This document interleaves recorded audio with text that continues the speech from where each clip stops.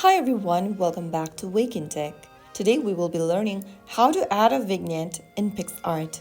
To add a vignette in Picsart, first of all, open up the Picsart application and make sure that you are in the plus button. Now choose a photo from your device's gallery that you want to add the vignette in. After choosing a picture, you will then be taken to the editing screen. Go ahead and choose Effects at the bottom of the screen and then scroll through the effects and find the vignette option and tap on it.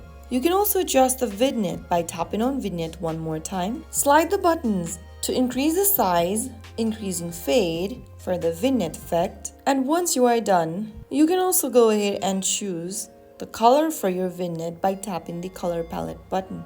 After you are done adding the effect, you can then go ahead and apply the change by tapping apply at the top right corner.